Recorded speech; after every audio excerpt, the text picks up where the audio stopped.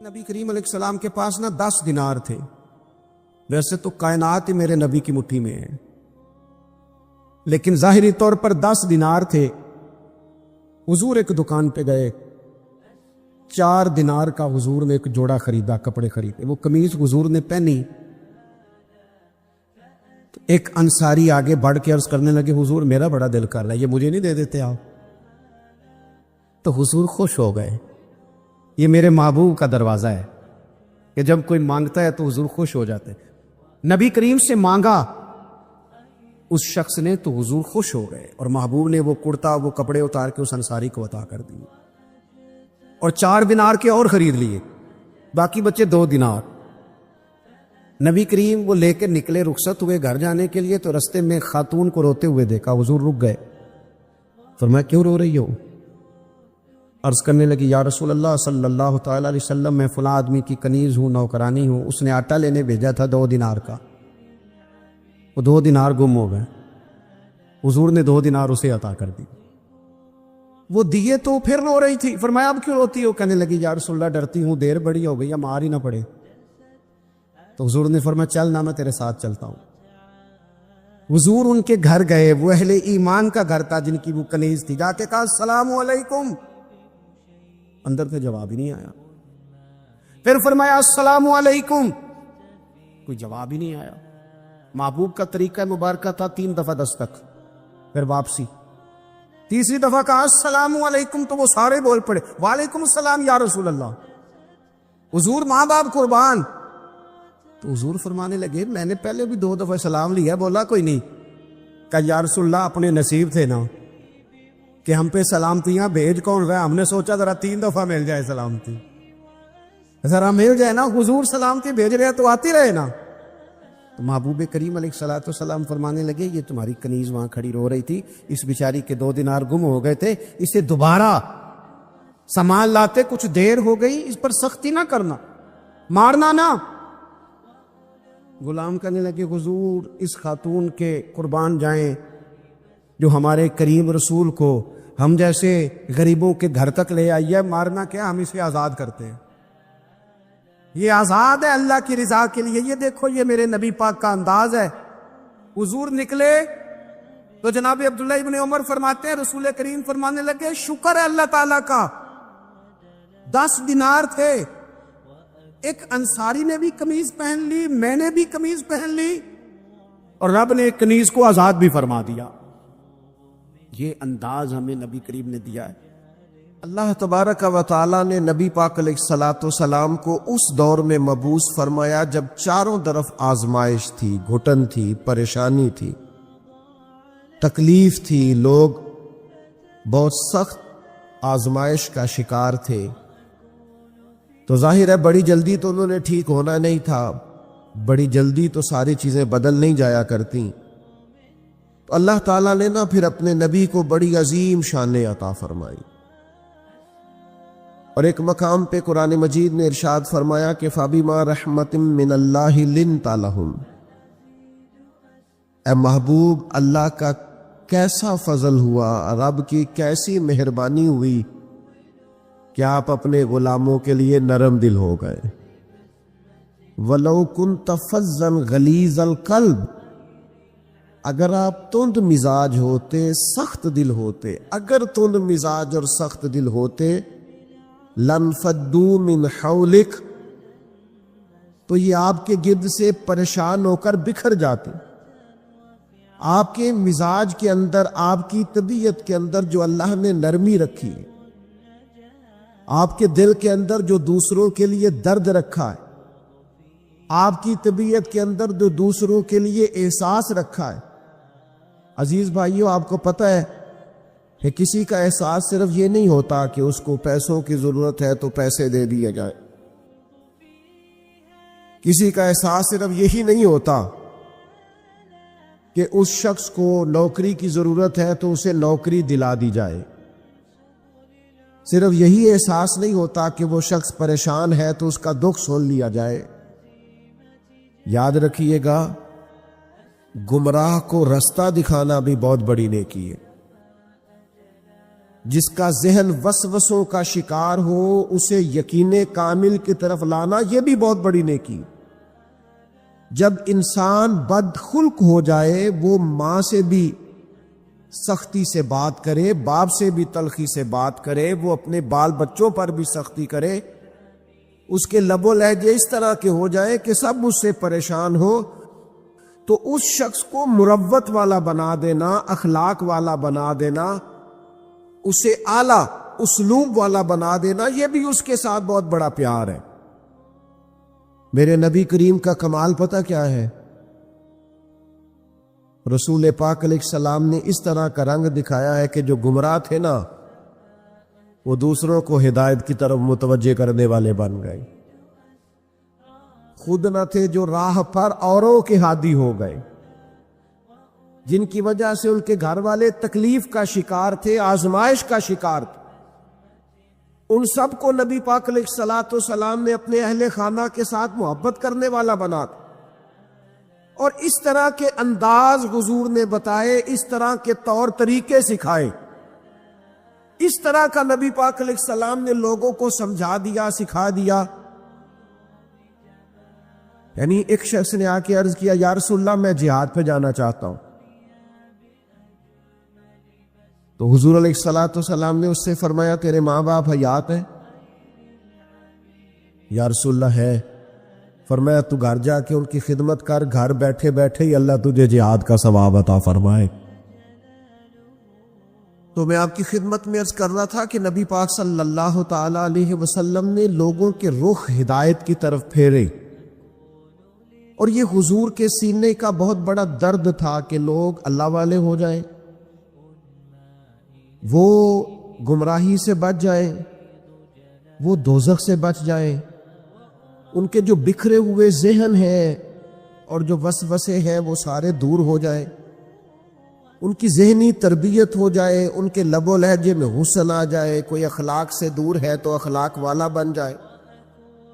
وہ ساری چیزیں جو کسی شخص کے لیے آزمائش کا باعث بن سکتی ہیں، حضور فرماتے ہیں کہ میری اور تمہاری مثال اس شخص کی طرح ہے جس نے آگ جلائی تھی اور پتنگے اس میں آ کے گرتے تھے، اور وہ نہ لوگوں کو بار بار بچاتا تھا کہ قریب نہ جاؤ جل جاؤ گے، قریب نہ جاؤ جل جاؤ گے۔ حضور فرماتے ہیں تم بھی دوزخ کی طرف جاتے ہو اور میں تمہیں بار بار بچاتا ہوں، قریب نہ جانا جل جاؤ گے، یہ کام نہ کرنا جل جاؤ گے، یہ کام نہ کرنا جل جاؤ، بار بار میں تمہیں بچاتا ہوں، سمجھاتا ہوں۔ تو میرے عزیز نبی پاک صلی اللہ تعالی علیہ وآلہ وسلم لوگوں کی تربیت فرماتے، لوگوں کو ایک دوسرے سے جوڑتے، آزمائشوں سے انہیں نکالتے۔ آپ کبھی غور فرمائیں تو حضور علیہ السلام کئی مقام پہ اس بات کو دہراتے ہیں، ارشاد فرماتے ہیں میں رشتے توڑنے کے لیے نہیں، میں رشتے جوڑنے کے لیے آیا ہوں۔ محبوب نے لوگوں کو جوڑا ہے، ان کی تربیت فرمائی، فکری، نظریاتی، علمی اور اعتقادی تربیت نبی کریم صلی اللہ تعالی علیہ وسلم نے لوگوں کی فرمائی۔ حافظ منذری نے حدیث لکھی ہے الترغیب و ترہیب میں، ایک مقام پہ نبی کریم علیہ السلام تشریف فرما تھے تو نبی پاک علیہ السلام نے بہت بڑی بات ارشاد فرمائی، بہت بڑی۔ حضور علیہ السلام نے فرمایا کہ ہماری اس محفل میں اگر کوئی رشتوں کو توڑنے والا موجود ہے تو اٹھ کے چلا جائے۔ صحابہ کے مجمع میں سرکار نے بیان فرمایا۔ میں دوستوں سے آج کہہ رہا تھا کہ ہم خوش ہوتے ہیں نا حضور کے میلاد پر، ہمارے کلیجے ٹھرے ہوئے ہوتے ہیں نا، آنکھیں ٹھنڈی ہوتی ہیں نا، تو ایک جرت نہ کریں کہ جس سے ہم ناراض ہیں اسے فون نہ کریں کہ یار حضور کا میلاد آ گیا، آجو صلح کر لیں۔ تھوڑا جوڑ نہ جائیں، تھوڑا طبیعتوں کو نرم نہ کر لیں، تھوڑا محبتیں نہ بانٹیں، نبی کریم کا میلاد آ گیا۔ ہم یہ کرتے ہیں کہ ہم وہی روایتی پن برقرار رکھتے ہیں اور سینہ کشادہ نہیں کرتے۔ کریم نے فرمایا اگر کوئی رشتے توڑنے والا موجود ہے تو اٹھ کے چلا جائے، اس لیے کہ جہاں کوئی رشتوں کو توڑنے والا موجود ہو وہاں اللہ کی رحمت نازل نہیں ہوتی۔ حضور نے یہ ارشاد فرمایا، ایک صحابی اٹھ کے گئے، تھوڑی دیر کے بعد واپس آئے، عرض کی یا رسول اللہ میرے ماں باپ قربان ہو، ہمارا تو سب کچھ آپ کے قدموں سے وابستہ ہے نا۔ خالہ ناراض تھیں، آپ کا ارشاد سنا ہے میں راضی کر کے آیا ہوں۔ فوراً عمل کیا۔ نبی پاک صلی اللہ تعالی علیہ وسلم نے لوگوں کو ہدایت کی طرف، نور کی طرف، نرم دلی اللہ نے عطا کی ہے نا حضور کو۔ ہم نہ توجہ نہیں کرتے لوگوں کی تکالیف پر، ہم نہ ایک عجیب سی شہرت کے شوقین ہو گئے، عجیب سی تعریفوں کے شوقین ہو گئے، عجیب ہمارا میں نے بچے سے منع کر دیا، میں نے کہا میرا اعلان بھی نہ کرنا، مطلب 2-4 دفعہ اپنا نام سن کے، القاب سن کے، قبلہ ہیں، علامہ ہیں، پیر ہیں، کتنی کو نفس کو تسلی دے لینی۔ چیزوں سے نکل آئیں، اب حقیقتوں کی طرف آئیں، سادگی کا وہ حسن اختیار کریں جس میں برکات ہوتی، وہ چیزیں لے کے آئیں جس سے ٹھنڈک پیدا ہوتی۔ ہر چیز کو شو آؤٹ کرنا، ہر چیز کو بتانا، دکھانا، سجانا، سنوارنا، تھوڑا سا اس سے باہر نکلے، حقیقت کا سفر کرنے کی ضرورت ہے۔ یہ لوگ دیتے ہیں نا، غریبوں کو بانٹتے ہیں، سیلاب آ گیا، آزمائش آ گئی، راشن، تو ایک آٹے کی گتھی بٹ رہی ہوتی ہے، ایک لینے والا ہوتا ہے اور 6 نے ہاتھ رکھے ہوئے ہوتے ہیں۔ اگر تو آپ اللہ کی رضا کے لیے دے رہے ہیں تو پھر تو ضرورت نہیں تھی ان ساری تصویر سازیوں کی، اور اگر آپ کا کوئی اور مقصد ہے تو پھر بھائی کیا کہا جا سکتا ہے، پھر کیا سمجھایا جا سکتا ہے۔ ہمیں غور کرنے کی ضرورت ہے کہ ہم نہ ساتھ بھی دیتے ہیں تو مالداروں کا، ہم کھڑے بھی ہوتے ہیں تو تگڑے لوگوں کے ساتھ۔ وہ غریب آدمی جو الجھ جاتا ہے، مسائل کا شکار ہو جاتا ہے اور اتنا اعصابی طور پر تھک جاتا ہے کہ معاذ اللہ خودکشی تک کا لوگ سوچنے لگتے ہیں۔ یہ دیکھیے نا، سیاستہ میں روایت ہے، حضرت ابو سعید خدری رضی اللہ تعالیٰ عنہ بیان فرماتے، ایک تاجر تھا، اسے بہت زیادہ نقصان ہو گیا تجارت میں، وہ خسارے میں آ گیا اور وہ بڑی آزمائش میں آ گیا۔ آپ کو پتہ ہے جب تک تو انسان بڑا مالدار ہوتا ہے تو اس کے دوست بھی بڑے ہوتے ہیں، دعوتیں پکتی ہوں تو آنے جانے والوں کی کمی نہیں ہوتی، لیکن اگر انسان کمزور پڑ جائے، نقصان ہو جائے، اگر اسے نقصان اور خسارے ہو جائے تو وہ تیری آنکھ ہو یا سنگ ملامت کی چبھن، کون پہنچا ہے میرے درد کی گہرائی تک، دور شہرت میں تو یاروں نے کیا یاد بہت، پر ساتھ آیا نہ کوئی کوچہ رسوائی تک، ساری عمر یاٹا گد ہے، لکھاں کیتے نہیں پیڑے، اب وقت آیا ہی تے محمد بخشا کوئی بھی نہیں بیٹھا نیڑے۔ چھوڑ جاتے ہیں لوگ، اسے خسارہ ہو گیا، تکلیف ہو گئی، قرضے چڑھ گئے، آزمائش آ گئی۔ نبی کریم کی بارگاہ میں جب وہ آئے نا تو حضور نے کچھ لوگوں کی توجہ دلائی، کریم فرمانے لگے اپنے بھائی کی مدد کرو، اسے قرضوں سے نکالے، اللہ نے مہربانی کی ہے، نبی پاک کو نرم دلی عطا کی ہے، آؤ ہم بھی سب حضور کا یہ فرمان یاد رکھیں اور ایک دوسرے بھائی کا بازو تھامے اور لوگوں کو آزمائشوں سے نکالے۔ حضور نے فرمایا مدد کرو، تھوڑے تھوڑے پیسے سے آبا نے جمع کیے، لیکن وہ حالات بڑے سخت تھے، اتنے پیسے نہ ہو سکے کہ قرض ادا کیا جا سکے، قربان جائے۔ پھر نبی پاک نے اس شخص کو بلایا جس کے پیسے دینے تھے، فرمایا تھوڑے لے لے، اور بیچارہ پریشان ہو گیا ہے، باقی تو معاف کر دے۔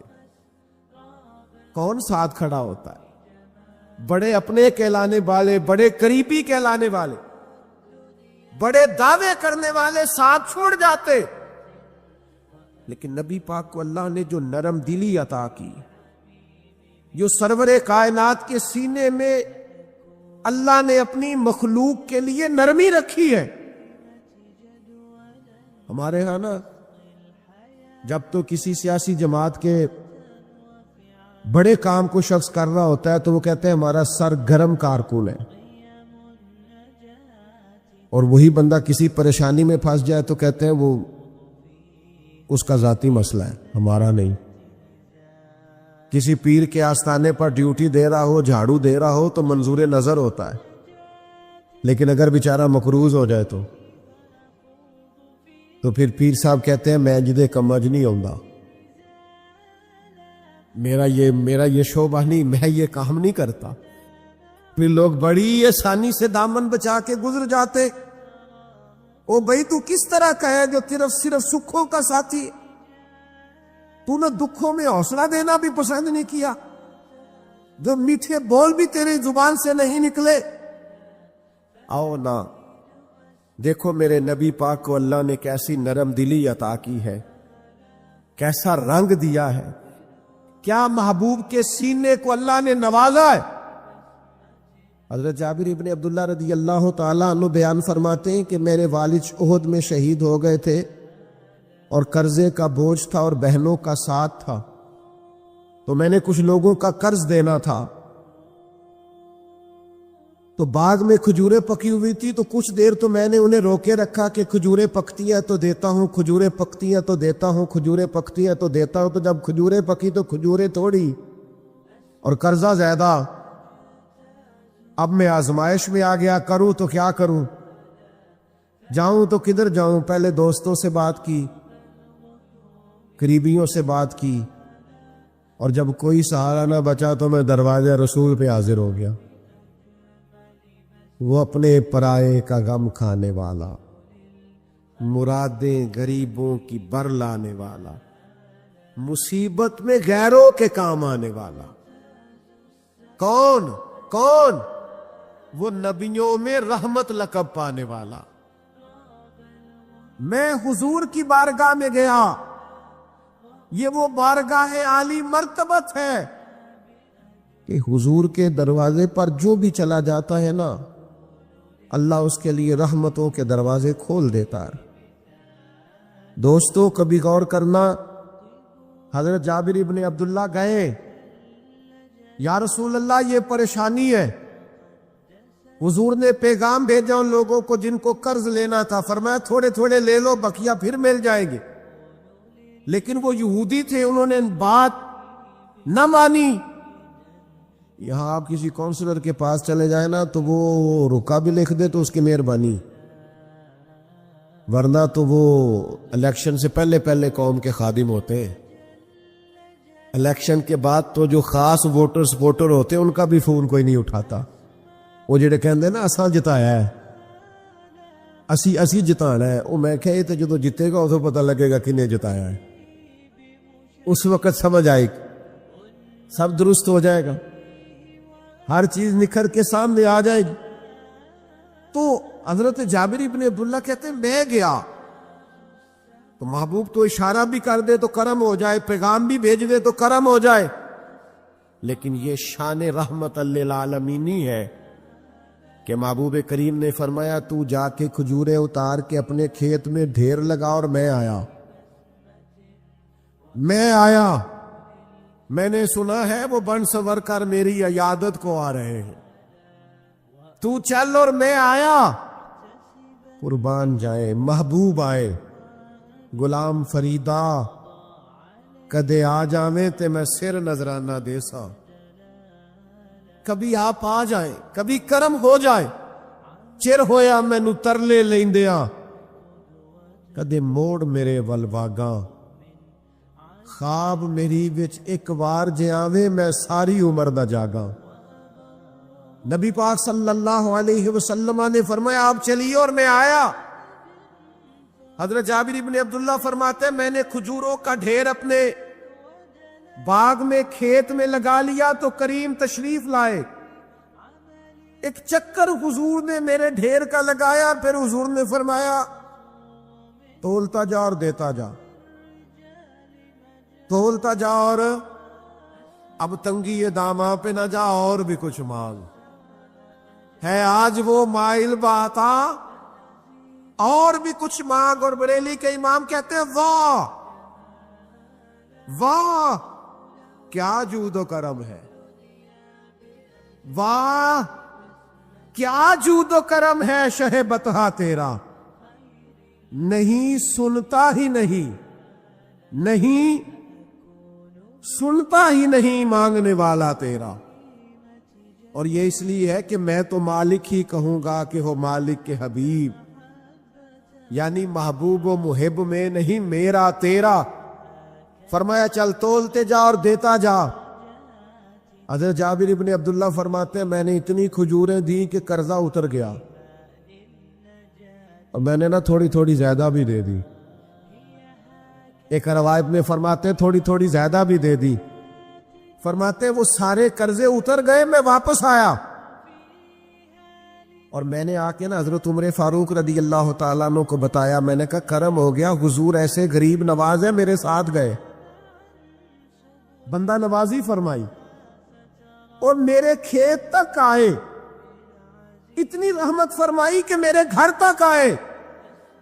حضرت عمر کیا فرماتے ہیں؟ فرمانے لگے تو کہہ رہا ہے میرے قرضے اتر گئے، مسئلہ حل ہو گیا، تو اب آ کے کہہ رہا ہے نا، تو میں نے اسی وقت ہی کہہ دیا تھا جب محبوب تیرے ساتھ گئے تھے، میں نے کہہ دیا تھا بس کریم چلے گئے ہیں کرم ہو جائے گا، محبوب نے فرما دیا ہے اب رحمت ہو جائے، محبوب کے لب ہل گئے ہیں، جو دن کو کہہ دیا دن ہے تو دن نکل آیا، جو شب کو کہہ دیا شب ہے تو رات ہو کے رہی، اور خدا نے ان کی زبان کو وہ اختیار دیا جو نکلی منہ سے ان کے وہ بات ہو کے رہی۔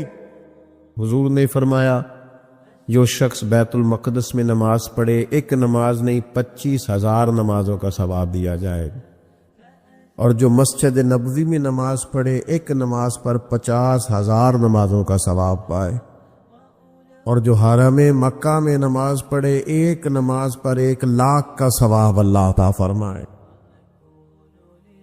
اللہ تعالیٰ نے پھر یہ بھی کرم کیا کہ مسلمانوں کے دلوں میں مکے اور مدینے کی محبت کو پیدا فرمایا۔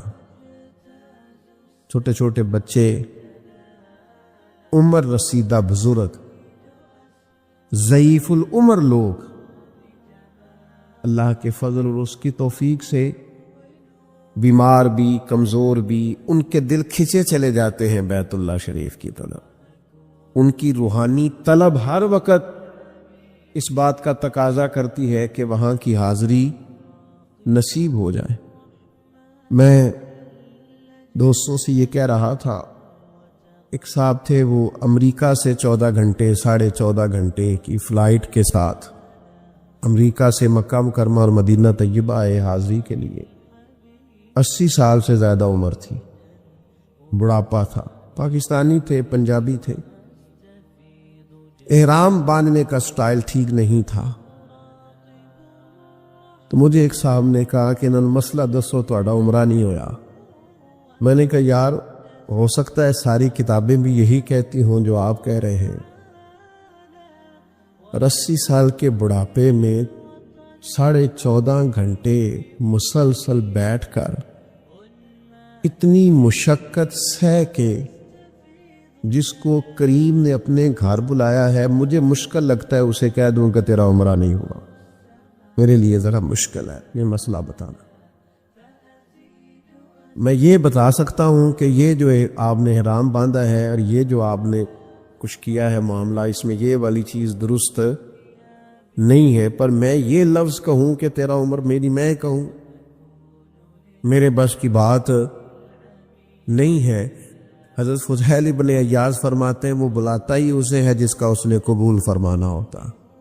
یہ اس کی شان کریمی نہیں ہے کہ کسی کو گھر بلا کے بھی کہے کہ جا میں تجھے خالی بھیجتا ہوں، وہ بلایا جی تو ذوق شوق درد اللہ نے دلوں میں پیدا کر دیا، طبیعتیں کھینچی چلی جاتی، اور پھر محنت کی ہے امت کے علماء نے، شعراء نے، بہت خوبصورت کلام اس پر کہا گیا، واعظ و نصیحت ہوئی، خوشگلو نعت خوانوں نے نعتیں پڑھی، لوگوں کو مائل کیا مکے اور مدینے کی طرف۔ لیکن اب جب لوگ مائل ہو گئے ہیں، کثرت سے حاضری دینے لگ گئے ہیں، اب ہم نے تنقید شروع کر دی۔ اور پھر تنقید بڑی انوکھی ہے. کوئی بار بار جائے تو اس کے پاس پیسے بہت ہیں، اور میں بار بار جاؤں تو مجھے بلاوا آتا ہے. کیا خوبصورت تقسیم ہے بھائی، کیا انوکھا فلسفہ ہے. اور کس طرح ہم نے کسی کے لیے رائے اور اپنے لیے عنوان اور بنا لیا ہے. یعنی کوئی بار بار جائے تو دیکھو جی پیسے جو ہوئے. تو یاد رکھنا، امیراں دی گل نہ فقیراں دی گل ہے، مدینے چ جانا نصیباں دی گل ہے. ہاں، کئی دولتاں والے رہ جاندے تے مسکین نظارے کردے نے. تو یہ فلسفہ بھی ہمارا درست نہیں ہے کہ ہم تنقید کرنے بیٹھ جائیں.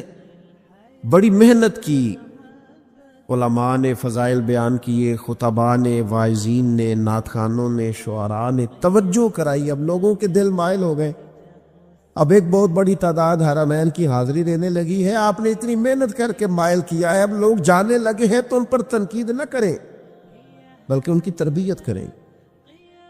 جانے سے پہلے انہیں سمجھائیں، مسائل بتائیں، تربیت دیں. جو کرنے کا کام تھا وہ ہم نہیں کر پا رہے، اور جو ہمیں نہیں کرنا چاہیے تھا وہ ہم کر رہے ہیں.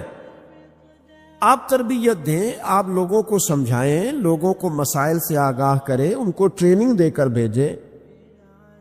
کوشش کریں کہ لوگ صحیح مسائل سیکھ کر صحیح انداز میں حرمین جائیں. حج اور عمرہ وہ شرعی اصولوں اور ضابطوں اور قاعدے کے مطابق کر کے، لیکن تنقید نہ کریں.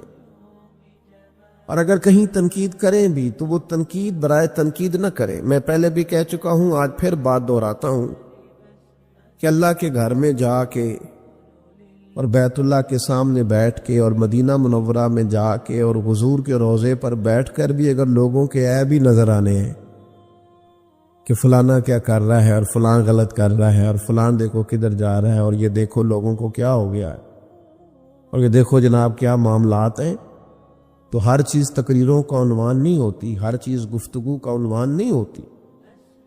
یہ کریم کا کرم ہے کہ لب واہ ہیں، آنکھیں بند ہیں، پھیلی ہیں جھولیاں. کتنی مزے کی بھیک تیرے پاک در کی ہے، اور روزے دے دوالے نے غلاماں دیاں ٹولیاں، ایک پیا سن دے کروڑاں دیاں بولیاں. آپ آزاد کریں لوگوں کو، تنقید نہیں کریں. تیسری گزارش آپ حضرات کی خدمت میں نے یہ عرض کرنی ہے، یہ ضروری نہیں ہے کہ ہر بندے کا ہر سال پھیرا لگے. صلاح الدین ایوبی جیسے دلیر ایک دفعہ بھی نہیں جا سکے. بڑی تعداد ہے علماء کی، مشائخ کی، بزرگوں کی، نہیں جا سکی. اور کون کہتا ہے وہ رہتے ہیں فقط مدینے میں؟ وہ تو رہتے ہیں اپنے عاشقوں کے سینے میں. یہ ہو جاتا ہے. اور کبھی کبھی نئی اسباب پیدا ہوتے جانے کے. نبی کریم علیہ السلام خود تشریف لے گئے، احرام باندھ کر حدیبیہ تک گئے حضور، اور کفار نے کہا نہیں جانے دیں گے. 1400-1500 صحابہ بندے ہوئے احرام کھول کر واپس لوٹ آئے، اور حضور نے فرمایا اللہ اسباب بنائے گا، انشاءاللہ دوبارہ جائیں گے.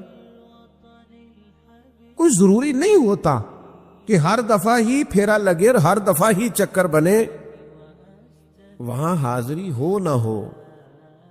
ہمارا دل تو ہر وقت مکے مدینے کے ساتھ جڑا رہنا چاہیے. ہماری خواہش تو ہر وقت ہونی چاہیے، ہماری طلب تو ہر وقت ہونی چاہیے، ہمارے اندر تڑپ تو ہونی چاہیے. وہ جو حدیث پاک میں فرمایا قیامت والے دن کچھ لوگوں نے حج نہیں کیا ہوگا، اس کی برکت سے ہی اللہ تعالیٰ انہیں جنت عطا کرے گا. کیا نہیں ہے، برا فرمائے گا جاؤ تمہیں حج کی برکت سے جنت دی، تو وہ عرض کریں گے مالک ہم تو جا ہی نہیں سکے. تو اللہ فرمائے گا جب حاجی جاتے تھے دل تو تڑپتا تھا نا، دل تڑپتا تھا نا، تو اس تڑپ پر ہی تمہیں اجر دے دیا. تو یاد رکھنے کی بات یہ ہے کہ وہاں کا پیار اپنے سینے میں پیدا کیا جائے، محبت پیدا کی جائے اور دعا مانگی جائے. لیکن یہ کہ اگر کسی کی ہر روز حاضری نہیں ہوتی، ہر سال حاضری نہیں ہوتی، تو کوئی حرج والی بات ہے. یہ تو اسباب ہے. وہ ایک ہمارے بزرگ تھے، کسی وجہ سے انہیں بین کر دیا گیا کہ وہ نہیں جا سکتے. بعض معاملات سیاسی ہوتے ہیں، بعض اور چیزیں ہوتی ہیں. تو امت میں اب اختلافات ہو جو گئے، تو انہیں بین کر دیا گیا۔ اب یہ لوگ اس کو بھی بڑا مسئلہ بنا لیتے ہیں، دیکھو جی فلانے کو جانے نہیں دیا جاتا۔ تو میں کہتا ہوں اللہ کے بندے، وہاں تو حضور کو بھی نہیں ایک دفعہ جانے دیا گیا تھا، تو معاذ اللہ یہ نہ قبول ہونے کی علامت ہے؟ کوئی کیسی بات کرتے ہیں لوگ۔ نہیں جانے دیا تھا، مکے والوں نے کہا نہیں آنے دیتے آپ کو، سرکار واپس لوٹ آئے صحابہ سمیت۔ تو اتنا شدت نہیں کریں آپ، تو بعض سیاسی معاملات ہوتے ہیں اور بعض دفعہ پالیسی ہوتی ہے بعض لوگوں کی۔ آپ بہت سارا ممالک آپ کو ویزا بھی جاری کرتے ہیں، لیکن جب آپ کی انٹری ہونے لگتی ہے، پوچھ لیجئے گا دوستوں سے، وہ جاری کیے ہوئے ویزے پر بندے کو واپس بھیج دیتے ہیں، کہتے جاؤ۔ تو ایک بزرگ تھے کوئی، ان پر بین ہو گیا، مکے مدینے نہیں جا سکتے۔ تو بعض لوگ بال کی کھال اتارنے کے عادی ہوتے ہیں، تو کچھ صحافی نے انہیں پوچھ لیا کہ مولانا سنا ہے آپ پر پابندی ہے؟ تو انہوں نے کہا یار سیاسی معاملہ حل ہو جائے گا۔ پھر کہا نہیں آپ تو بڑے عاشق رسول ہے، تو آپ پر بھی پابندی ہے۔ کہا یار سیاسی مسئلہ ہے، تمہیں کہا جناب آپ پر حضور کے پاس جانے پر پابندی ہے؟ تو مولانا بول پڑے، کہنے لگے چل پھر اگر تو نہیں نہ باز آتا تو میرے ہی وہاں جانے پر پابندی ہے، حضور کے پاکستان آنے پر تو کوئی پابندی نہیں ہے۔ اس لیے کچھ چیزیں ایسی ہیں جس پر ہمیں متوجہ ہونے کی ضرورت ہے، کچھ چیزیں ایسی ہیں جس پر ہمیں غور کرنے کی حاجت ہے۔ بعض لوگ جو ان کی طبیعت چاہتی ہے سو کہہ دیتے ہیں۔ تو مکہ شریف کا اور مدینہ منورہ کا میں الحمدللہ حاضر تھا، میری مجبوری ہے، اب میں سب کو بتا کے نہیں جا سکتا۔ ایک تو جیسے جیسے پیار کرنے والے بڑھتے ہیں آزمائشیں بھی بڑھ جاتی ہیں، میرے لیے کچھ مشکل ہوتا ہے، پھر میں یہ کوئی اتفاقیہ بات ہے کہ کچھ 4 ویڈیوز میری لوگ دیکھ لیتے ہیں ادھر ادھر، تو جو بندہ کیمروں کے اندر آ جاتا ہے وہ پھر بعض اوقات عام دنیا میں مشکل ہو جاتا ہے اس کا گھومنا۔ ہمارے لیے بھی کچھ مشکلات زیادہ بڑھ گئی ہیں۔ تو ویسے بھی آپ کو پتہ ہے، اب اور کسی کو کچھ آتا ہو نہ آتا ہو، فوٹو کھینچنی تو سب کو آتی ہے نا، سٹیٹس لگانا تو سب کو آتا ہے نا، اور خیر سے آئی ڈی چلانی تو سب کو آتی ہے نا۔ اور اب تو لوگ اور کوئی کام کرے نہ کرے یہ ذرا تھوڑا پابندی سے کرتے ہیں۔ تو میری اپنی ایک طبیعت ہے، میں اپنے سٹائل سے حاضری دیتا ہوں، خاموشی سے چلا جاتا ہوں، جتنی توفیق ہوتی ہے حاضری ہو جاتی ہے، واپس آ جاتے ہیں۔ میں آپ کو اپنے بارے میں یہ بڑی ذمہ داری سے بتاتا ہوں، انسان کوشش بھی کرتا ہے، منصوبہ بھی بناتا ہے، پلاننگ بھی ہوتی ہے، جد و جہد بھی ہوتی ہے، لیکن مجھے پہلی دفعہ میں حاضری دینے جا رہا تھا تو مجھے میری اماں جی نے ایک بات کی تھی جو میری روح تک اتر گئی۔ میں کچھ پریشان تھا، میں نے ان سے کہا اماں جی تسی اتھے ہوتے میں چلاں تے کوئی، تو کہنے لگے پتر کیویں دی گل کرنا ہے بھولا، ساری عمر تینوں پڑھ کے بھی سمجھ نہیں آئی۔ اتھے پریشان نہیں جائیدا، جنوں جنوں بلائے، جدوں بلائے ادوں اسباب بھی پیدا ہو جاندے۔ تو بات میری بڑی سمجھ میں آئی، آج تک سوچتا ہوں، کئی حاضریاں ہو چکی ہیں، جب وہاں سے بلاوا آتا ہے تو پتہ ہی نہیں چلتا، کچھ کی ہم تیاری نہیں بھی کرا رہے ہوتے ان کی بھی تیاری ہو جاتی، کچھ کا پروگرام نہیں ہوتا ان کا بھی پروگرام جب بلایا سرکار نے تو اسباب پیدا ہو ہی جاتے۔ تو اس لیے یہ خالصتاً اللہ تبارک و تعالیٰ کی حکمت پر اور اس کی مرضی پر اس کا انحصار ہوتا ہے، اس کی مرضی پر اس کا انحصار ہوتا ہے۔ تو یاد رکھنے کا مقام یہ ہے کہ ہم ذوق پیدا کریں۔ ایک قبیلہ تھا مدینہ منورہ میں، بس وہ ایک سادے سے شاعر تھے، ان کی بات بڑی خوبصورت ہے، وہ کہتے ہیں صرف اتنی سمجھ آ جائے نا مکے مدینے آنے والوں کو کہ ہم بھلا کھڑے کہاں پہ ہیں،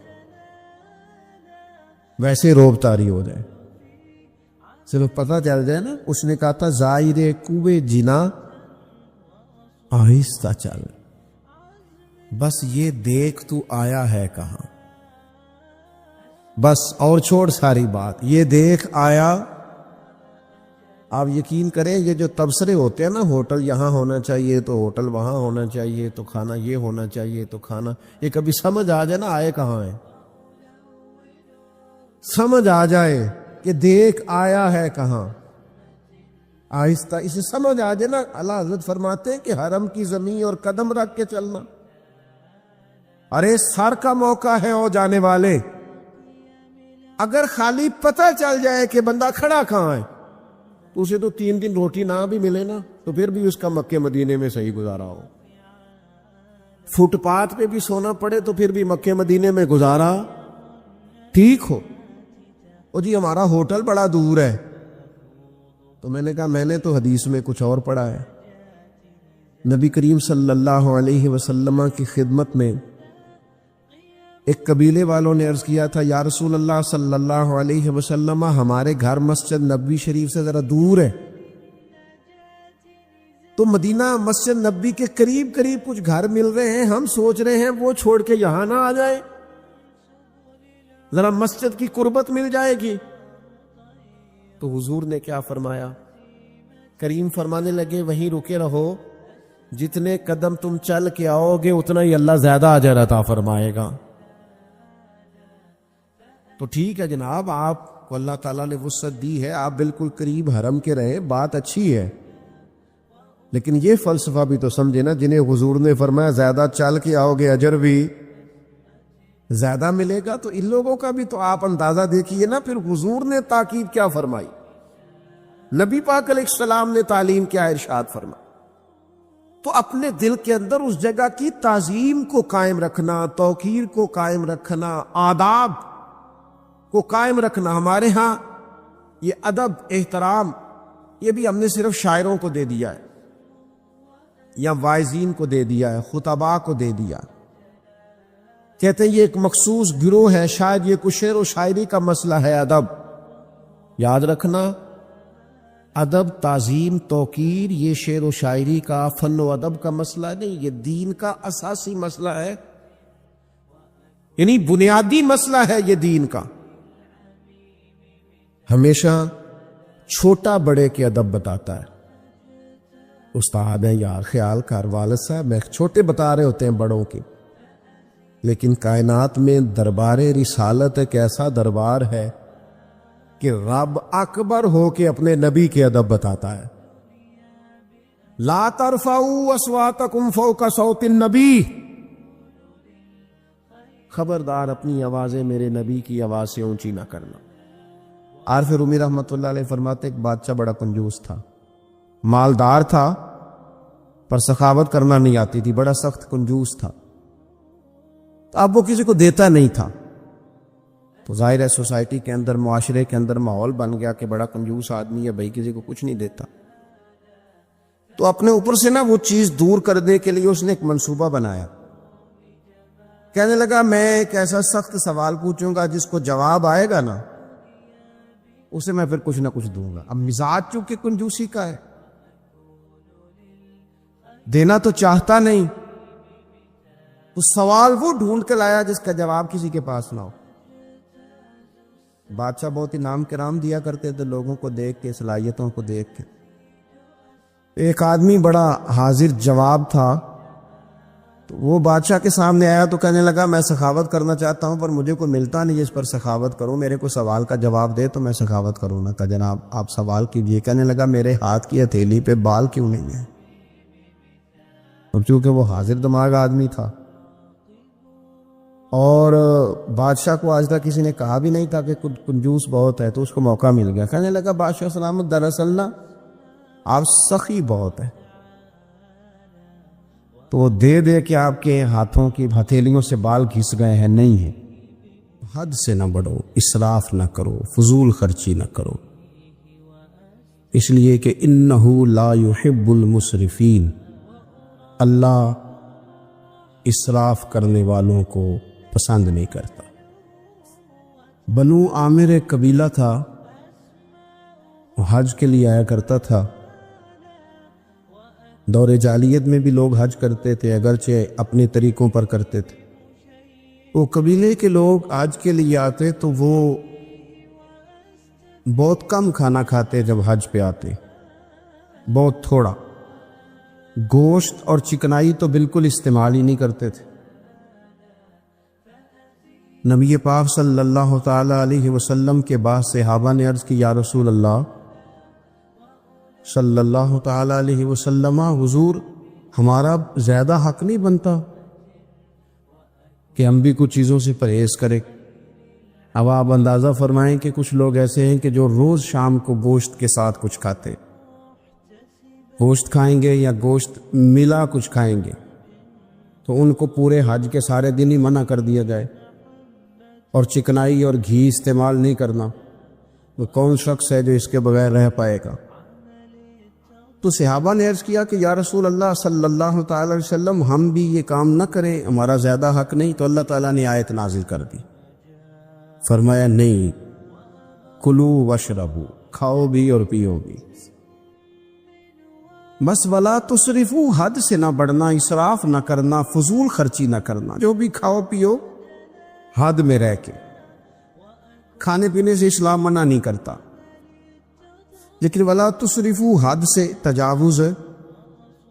کیا معنی ہے اس کا؟ ایک معنی تو یہ ہے کہ جب تم کھاؤ تو تم حدود میں رہ کے کھاؤ گے، حلال حرام کی تمیز رکھ کے کھاؤ گے، تم مسلمان ہو، تمہارے اوپر کچھ ضروریات ہیں، ایسا نہیں ہو سکتا کہ جو تمہارے سامنے آیا تم کھا جاؤ، جو تمہارا ہے تم صرف وہی کھاؤ گے، جو تمہارا نہیں ہے تم اس کے قریب نہیں جاؤ۔ دوسرا معنی یہ ہے ولا تسرفو کا، ہمارے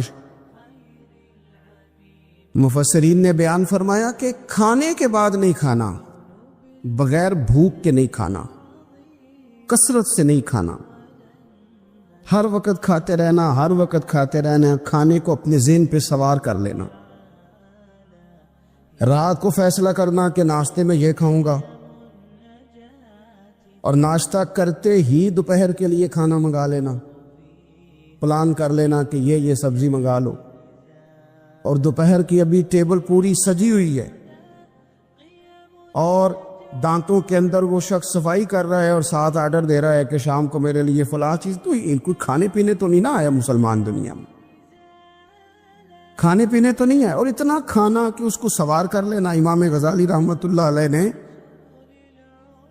احیاء علوم کے اندر لکھا ہے کہ زیادہ کھانے سے مسائل پیدا ہوتے ہیں، شہوت زیادہ بڑھتی ہے، زیادہ کھانے سے غلط خیالات زیادہ آتے ہیں۔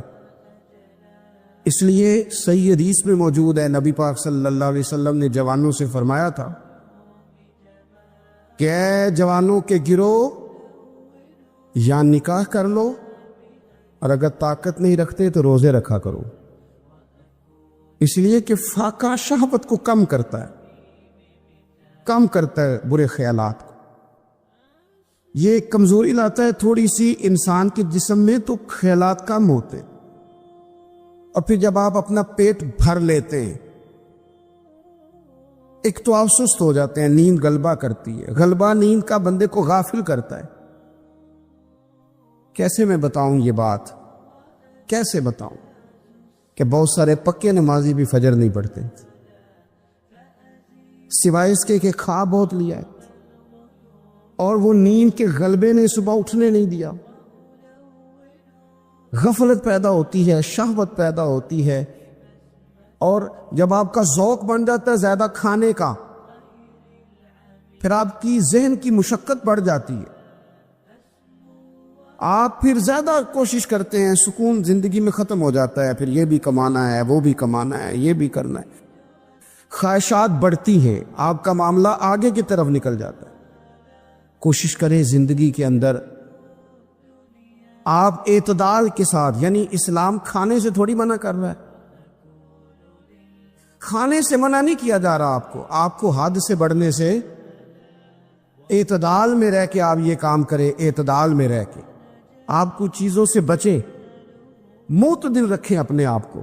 عزیز دوست، اعتدال ویسے بھی زندگی میں وہ بندہ تنگ نہیں ہوتا جو اعتدال کے ساتھ چلتا ہے، جو درمیانی چال چلے وہ پریشان ہے۔ بہت زیادہ کھانا کھانے کا رواج آ گیا ہے، اور پھر یہ کہ کچھ چیزیں بطور فیشن کے بھی، یعنی لوگ کہتے ہیں برگر کا اور پیزے کا رواج بہت زیادہ ہے، میرا ذاتی اس میں رائے یہ ہے کہ بہت سارے لوگ ہیں جو پیزے برگر کو آج بھی پسند نہیں کرتے، لیکن مصیبت یہ ہے کہ یہ کھانا فیشن ہے، کہ نہیں کھائیں گے تو لوگ ہمیں امیر کیسے کہیں گے، نہیں کھائیں گے تو لوگ پڑھا لکھا کیسے کہیں گے، جدید دنیا کا بندہ کیسے مانے گے اگر نہیں کھائیں گے۔ نہ کریں ایسا، سادی غذا کھائیں اور بہت زیادہ کھانا کھانے سے اپنے آپ کو بچائیں۔ نبی پاک صلی اللہ تعالی علیہ وسلم خزانوں کے مالک ہیں، خزانوں کے، لیکن حضور نے نا فقر اختیار کیا، تھوڑا کھایا۔ یہ حدیث کبھی دل کی تختی پہ لکھ لے تو کام آئے گی۔ یعنی کون سا ایسا گھر ہے جس میں شام کو روٹی نہ پکے تو قیامت نہ کھڑی ہو؟ عورتیں احتجاج نہ کر دیں، بلکہ روٹی نہ پکنا تو دور کی بات ہے، بچوں کی مرضی کی نہ پکی ہو تو وہ چیزیں توڑتے ہیں۔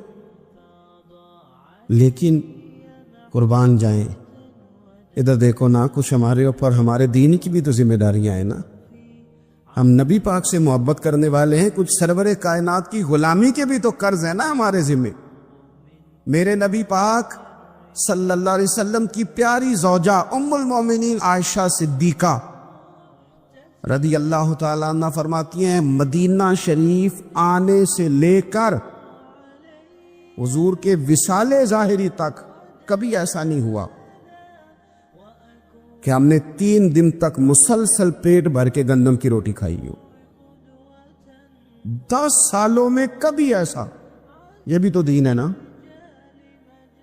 یہ بھی تو بھائی دین ہے کہ صرف نعرے لگانا ہی دین ہے، کہ صرف وہ یہ کہنا ہی دین ہے کہ جناب میٹھا کھا لو، کھانے کے درمیان سنت ہے، مسواک کر لو سنت ہے۔ یہ بھی تو سنت ہے کہ مسلسل 3 دن تک حضور نے پیٹ بھر کے کھانا نہیں کھایا۔ کوئی مجبور ہے اس کے لیے؟ حضور مجبور ہے نبی پاک صلی اللہ علیہ وسلم اس کے لیے؟ یہ حضور کی چاہت ہے، تھوڑا کھانا کھایا جائے، کم پہ گزارا کیا جائے اور سادہ غذا کو استعمال کیا جائے۔ کوئی کام نہیں کر پاتے ہمارے بچے، روٹی کھاتے ہیں مرضی کی، ثقیل غذا کھاتے ہیں جو ہضم مشکل سے ہوتی ہے، اور پھر کھاتے ہی فوراً موبائل لے کے وہ لیٹ جاتے ہیں۔ تو وجود کے اندر وہ صلاحیت ہی نہیں ہے کہ آگے بڑھ کے کوئی کام کر سکے۔ میرے نبی پاک علیہ السلام نے فرمایا کہ ہر چیز کی زکوٰۃ ہوتی ہے۔ ابن ماجہ میں یہ حدیث آپ کو ملے گی، ہر چیز کی زکوٰۃ ہوتی ہے۔ زکوٰۃ کا معنی پاک کرنے والی چیز۔ جب آپ زکوٰۃ دیتے ہیں تو زکوٰۃ آپ کے مال کو پاک کر دیتی ہے۔ فرمایا ہر چیز کی کوئی زکوٰۃ ہوتی ہے، اور فرمایا یہ جو تمہارا جسم ہے نا، اس کی زکوٰۃ روزہ ہے، روزہ اس کی زکوٰۃ ہے۔ گویا جب تم روزہ رکھتے ہو، حدیث ہمیں بتاتی ہے کہ پھر ہم اپنے آپ کو پاک کر لیتے ہیں۔ یہ بھوک وجود کو پاک کرتی ہے، آپ کے ذہن کو۔ یہ جس بندے میں بڑی صلاحیت ہے نا کام کرنے کی، وہ روٹی بہت زیادہ کھاتا ہے تو پردہ پڑ جاتا ہے، کر ہی نہیں پاتے کچھ۔ اور کھانے کے معاملے میں دیکھتا ہوں کہ شدت، میرا خیال ہے کہ شادی کے ولیمے میں جو گوشت پکتا ہے اس کے علاوہ بھی تو گوشت ہمیں ملتا ہی ہے نا، لیکن بعض لوگوں کو دیکھا جاتا ہے کہ وہ اتنا سالن ڈال لیتے ہیں کہ شاید ان کا خیال ہوتا ہے کہ آخری روٹی ہے، راج کے کھا لے، اس کے بعد شاید چھٹی ہے تیری۔ یہ آپ کیا کر رہے ہیں؟ اتنا کھا سکتے ہیں آپ؟ اتنا آپ نے ڈال لیا ہے۔ اور پھر سنجیدہ قسم کے لوگ ہیں، سیانے لوگ، تو وہ کھانے پہ اس طرح مطلب اٹھ کے بھاگنا۔ بھائی جو چیز نصیب میں ہوتی ہے وہ تو چل کے بھی آ جاتی ہے، وہ تو اسباب اللہ بنا دیتا ہے، لیکن اپنی طبیعت کا ماحول یہ بنا لینا کہ کھانا ہی کھانا ہے، اور کھانے کے معاملے میں شکایتیں کرنا کہ مجھے جناب دیکھو فلاں آدمی کے میں گھر گیا تھا تو بوٹیاں کس طرح کی دے گیا۔ کئی دفعہ تھوڑی سی نا بات سن کے تو بندے کا قد دیکھ کے شرم آتی ہے کہ کتنا تو بڑا آدمی ہے اور تو نے کتنی چھوٹی بات کر دی ہے، تو کیا عجیب بات کر رہا ہے۔ تو نبی پاک صلی اللہ تعالی علیہ وسلم اعتدال کے ساتھ کھانا کھاتے، فقر کو پسند کرتے۔ میرے نبی کریم صلی اللہ تعالی علیہ وسلم نے کم کھانا کھانا مومن کی علامت قرار دیا۔ حضور صلی اللہ تعالی علیہ وسلم فرماتے ہیں مومن ایک آنت سے کھاتا ہے، ایک آنت سے مومن کھاتا ہے، اور کافر اور منافق 7 آنتوں سے کھاتا ہے۔ 6 گنا زیادہ روٹی کھاتا ہے کافر اور منافق، مومن سے 7 آنتوں کے ساتھ کھاتا ہے۔ ہمارے ہاں تو اللہ کے فضل سے نا اب کھانا کھانے کی اور کھانا کھلانے کی دوڑ لگی ہوئی ہے، یعنی عجیب فلسفہ ہے لوگوں کا کہ 4-5 نوجوان ہیں تو کہتے ہیں آج دعوت تیری طرف ہے اور کل دعوت میری طرف، اور پرسوں اس کی جانب ہے اور ترسوں اس کی جانب ہے. اور لوگ اس قدر زیادہ یہ دعوت کا شوق رکھتے ہیں، اتنا زیادہ. مثلا میرے ساتھ لوگ بڑا پیار کرتے ہیں لیکن صرف دعوت دیتے ہیں کھانے کی. تو میں کہتا ہوں آپ دعوت دینے کی بجائے ہماری دعوت قبول کیوں نہیں کرتے؟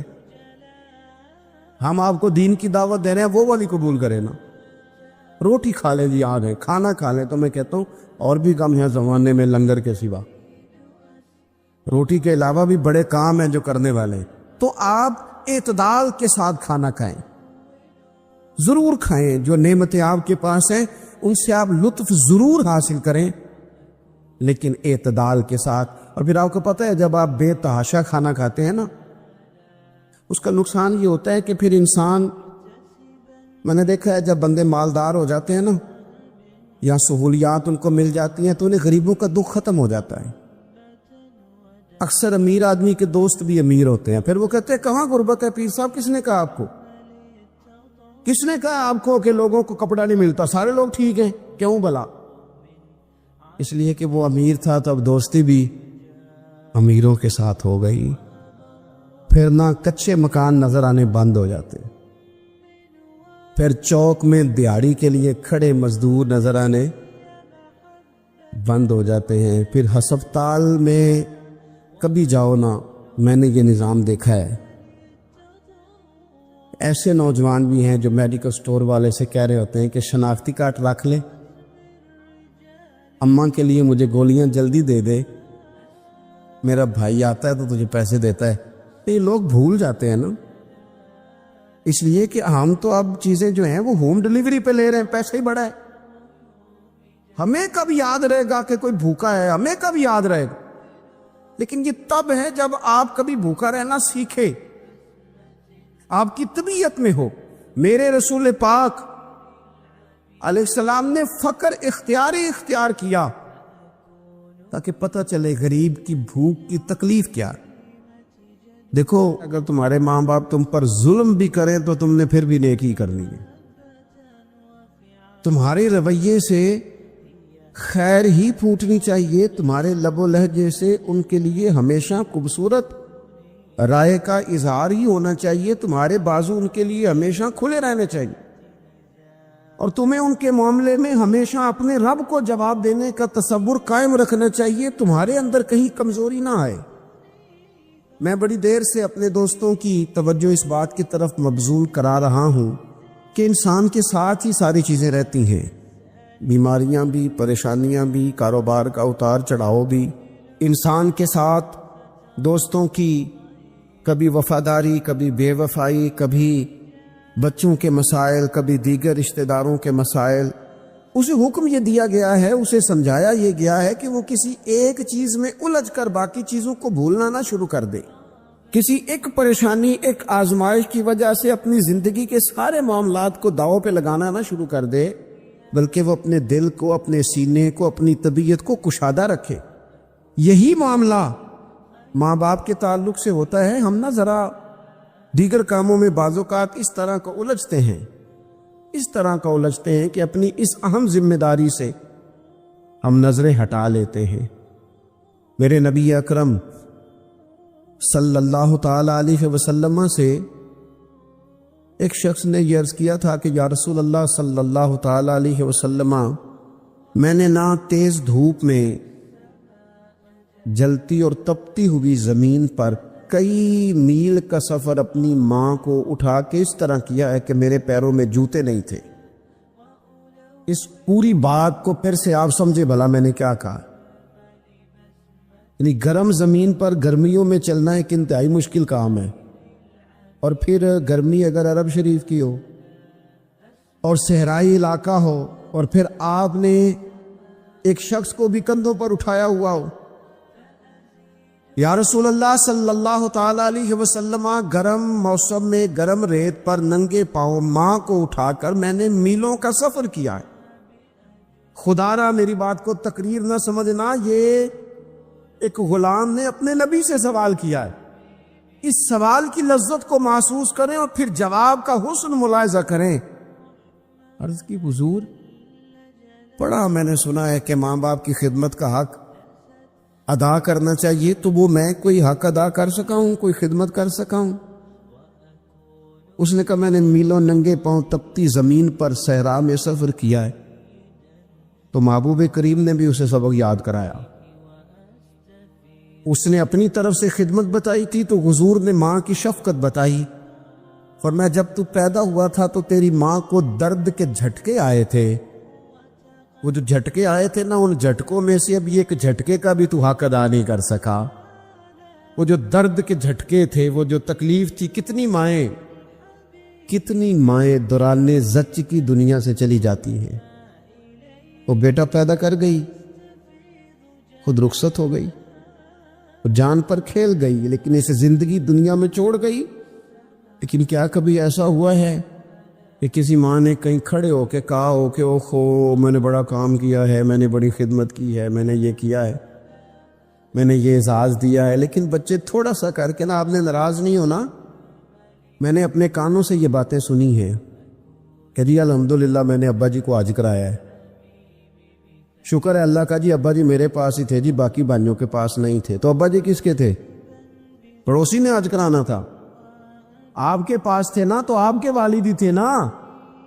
آپ نے یہ 20 مرتبہ بتایا ہے کہ والد کی میں خدمت کرتا ہوں، میرے پاس رہتا، یہ بھی بتاؤ کہ ابا نے مجھے حصہ کتنا دیا ہے، ساتھ یہ بھی بیان کرو کہ صرف ابا ہی میرے پاس نہیں رہتا، میں نے بھی ساری زندگی باپ کے پاس ہی گزاری ہے۔ اس نے بھی کبھی کہا تھا چاروں میرے پاس ہوتے ہیں، پانچوں میں نے رکھے ہوئے ہیں۔ کیا مذاق ہے، کتنی چھوٹی سوچ ہے۔ اپنے والدین کے ساتھ بڑا رویہ عمدہ کیا جائے، کبھی نہ الجھنا۔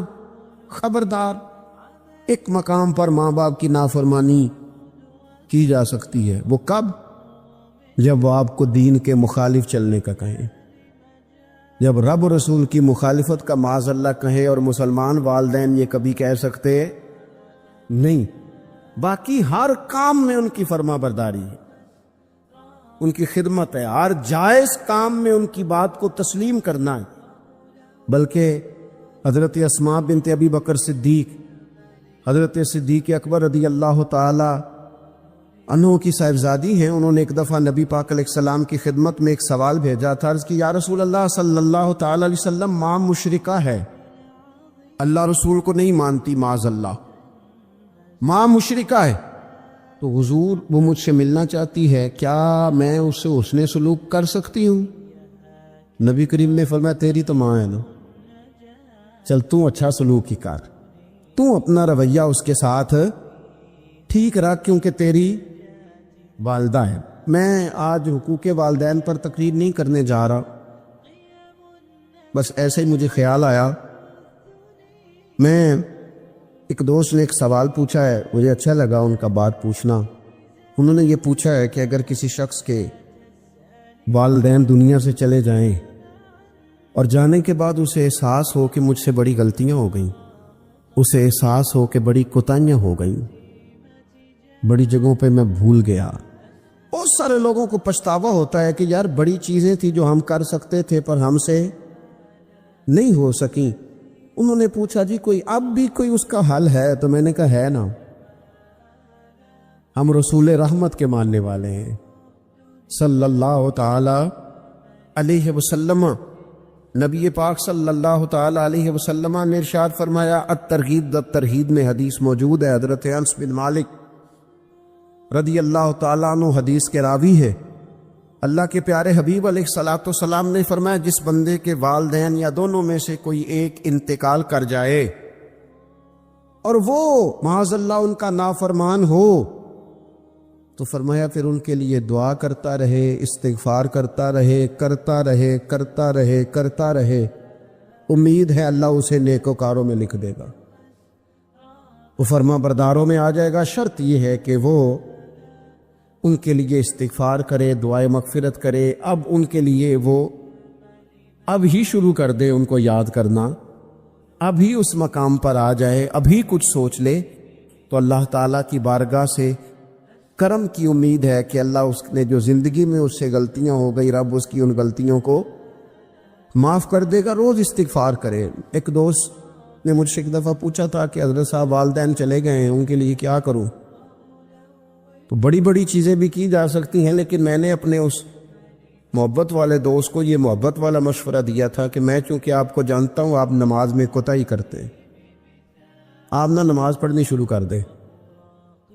وہ کہنے لگے جی وہ تو میں پڑھوں گا، والدین کے لیے کیا کروں؟ میں نے کہا نماز پڑھیں، ہر نماز کی آخری رکعت میں کہو گے نا ربنا اغفر لی ولی والدیہ، کہو گے نا ہر نماز میں، تو کتنا بڑا اجر ملے گا آپ کے والدین کو۔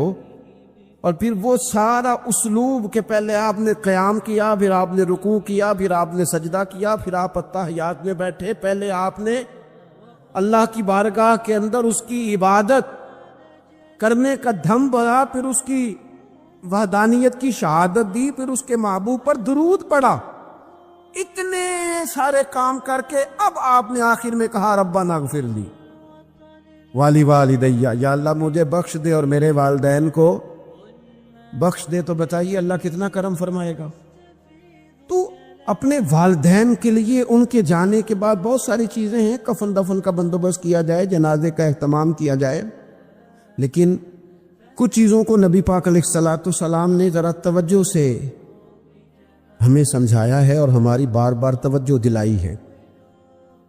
ایک شخص نے عرض کیا تھا یا رسول اللہ صلی اللہ تعالی علیہ وآلہ وسلم کہ میرے والدین دنیا سے چلے گئے ہیں، تو کیا اب بھی میں ان کے ساتھ کوئی بھلائی کر سکتا ہوں؟ اچھا پہلے میں آپ سے ایک بات عرض کروں، ہمیں موقع ملتا ہے ختمات شریف پہ جانے کا، ایصال ثواب کی مجالس میں حاضری کا، اور پھر اللہ تعالیٰ یہ بھی موقع دیتا ہے کہ بعض اوقات مسلمانوں کے لیے دعا کرتے ہیں، اور ہمارے ذمے لگا دیا جاتا ہے کہ جناب اتنا ایصال ثواب کرنے کے لیے اہتمام کیا گیا ہے تو یہ آپ کر دیں۔ تو ہم پتہ کیا کرتے ہیں، ہم کہتے ہیں کہ جناب جانے والے کا نام بتاؤ، وہ نام بتاتے ہیں تو ہم فلاں بن فلاں کہہ کے جو نام بتایا جاتا ہے ان کے لیے دعا کر دیتے ہیں۔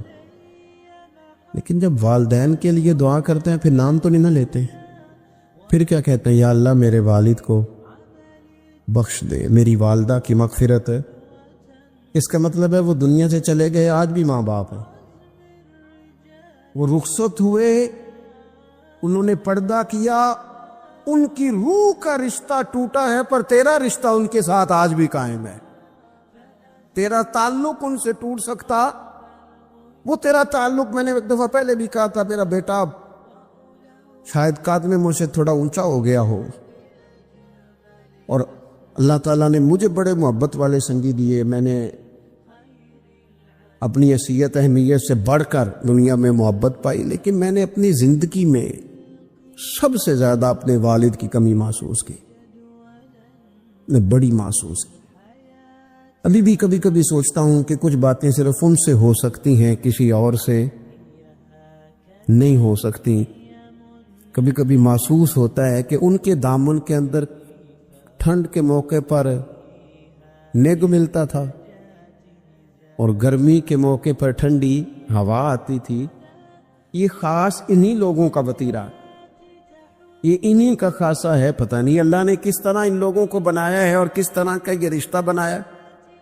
تو نبی اکرم صلی اللہ تعالی علیہ وسلم کی خدمت عالی مرتبت میں عرض کیا، صحابی نے سنن ابو داؤد شریف میں حدیث ہے، عرض کی یا رسول اللہ صلی اللہ تعالی علیہ وسلم میرے والدین چلے گئے تو کیا میں ان کے جانے کے بعد بھی ان کے لیے کچھ کر سکتا ہوں؟ تو نبی پاک نے 5 باتیں ارشاد فرمائیں۔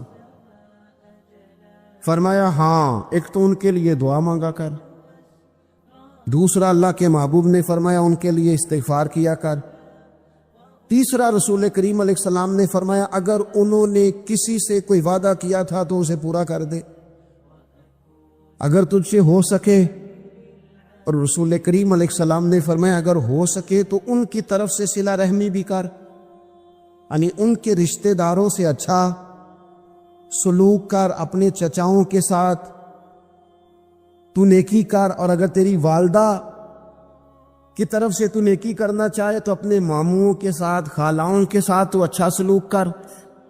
اور پھر 5ویں نمبر پر محبوب نے فرمایا اپنے والد کے دوستوں کی تعظیم کر، ان کے لیے تیرے دل میں اچھے جذبات ہو، تو اکرام کر دوستوں کا. اور والد کے دوستوں کے اکرام کا تو اتنا بڑا درجہ ہے کہ حضرت ابو بردہ رضی اللہ تعالیٰ عنہ نا تشریف لائے مدینہ طیبہ میں. حضرت ابو بردہ مدینہ طیبہ میں تشریف لائے تو حضرت عبداللہ ابن عمر رضی اللہ تعالیٰ عنہ ان سے ملنے پہنچ گئے فٹافٹی. مصروف آدمی تھے حضرت عبداللہ ابن عمر، بہت بڑے مفتی تھے، لوگ ہر وقت مسائل پوچھتے تھے، حج کے سب سے زیادہ مسائل انہی کو آتے تھے، اور صحابہ میں ایک بہت بڑا مقام رکھتے تھے. حضرت عبداللہ ابن عمر فوراً حضرت ابو بردہ رضی اللہ تعالیٰ عنہ سے ملاقات کے لیے پہنچے، اور پہنچتے ہی فرمانے لگے آپ کو پتہ ہے میں آپ سے کیوں ملنے آیا ہوں؟ حضرت ابو بردہ کہنے لگے میں تو خود بڑا حیران ہوں کہ آپ ایک مصروف آدمی اور آپ ٹائم نکال کر کے میرے پاس تشریف لائے. فرمانے لگے اس لیے آیا ہوں کہ میرے والد آپ کے والد کے دوست تھے، حضرت فاروق اعظم کے دوست تھے آپ کے والد. اور یہ صحیح ابن حبان میں یہ لفظ موجود ہے. حضرت سیدنا عبداللہ ابن عمر رضی اللہ تعالیٰ عنہ فرمانے لگے نبی پاک علیہ السلام نے فرمایا ہے کہ جو اپنے والد کی قبر میں ان سے اچھا سلوک کرنا چاہے وہ والد کے دوستوں کے ساتھ اچھا سلوک کرے، وہ اس رویے کو، اس محبت کو قائم کرے، اس چیز پر خاص اہتمام کرے، خاص ذوق دے. ہمارے ہاں نا جی ہم جلدی سے مصروف ہو جاتے ہیں اور اپنے دوستوں کو زیادہ ٹائم دیتے ہیں، اپنا آنا جانا، اپنا اٹھنا بیٹھنا، اپنے شب و روز ان میں ہم زیادہ وقت گزارتے ہیں. کرنے کا کام یہ ہے کہ تھوڑا ٹائم نکال کے، تھوڑی فرصت دیکھ کر اس پر تھوڑی توجہ دی جائے. اسی طرح معروف روایت سیاستہ میں موجود ہے، حضرت مالک بن دار کہتے ہیں کہ میں حضرت عبداللہ ابن عمر کے ساتھ جا رہا تھا تو میں نے دیکھا ایک بدو ننگے پاؤں اور ننگے سر آ رہے ہیں. حضرت عبداللہ ابن عمر نے فٹافٹ انہیں اپنی سواری بھی دے دی. سیاستہ سے حدیث عرض کر رہا ہوں، سواری بھی دے دی اور پگڑی بھی دے دی. فرماتے میں نے عرض کی حضرت عبداللہ ابن عمر سے کہ حضور یہ بدو ہیں، یہ تو تھوڑے سے نذرانے پہ بھی خوش ہو جاتے،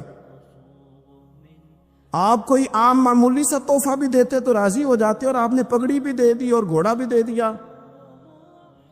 حضرت عبداللہ ابن عمر کہنے لگے یہ کوئی عام آدمی نہیں، یہ میرے والد کے دوست ہیں، اور والد کے دوستوں سے محبت کرنا یہ ہمیں رسول رحمت نے سکھایا ہے. کیونکہ اصلاں نال جنیکی کریے تو نسلاں تاک نہیں بول دے.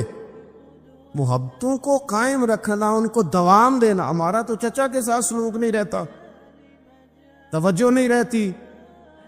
ہم نے اصال ثواب کا جو مفہوم بنا لیا ہے وہ بڑا گڑبڑ ہے. اگر تو کسی کے پاس بہت زیادہ پیسے ہوتے ہیں تو وہ اصال ثواب کی محفل ویسے ہی ایک سیاسی اجتماع بن جاتی ہے، اور جو عام لوگ ہیں ان کا زور کہیں نہیں چلتا تو چلو مسجد میں تو چلتا ہی ہے نا. وہ آ کے کہتے ہیں مولوی صاحب کو کہ بچے بھیجیں اور پورا قرآن پاک پڑھانا ہے ہم نے. بھئی نبی پاک علیہ السلام نے تو فرمایا جتنی دیر دل جمے اتنی دیر پڑھو، آپ نے کیوں پابند کیا پورا پڑھنے کا؟ اور پھر اللہ تبارک و تعالیٰ اگر معاف فرمانے پہ آئے، وہ تو پتر بسم اللہ بھی پڑھے تو اللہ باپ کو معاف فرما دیتا ہے. شرط یہ ہے کہ خلوص ہو. وہاں تو معیار دیکھا جاتا ہے، مقدار تھوڑی دیکھی جائے. تو اصال ثواب تو یہ ہے کہ آپ ضرورت دیکھیں کس چیز کی ہے.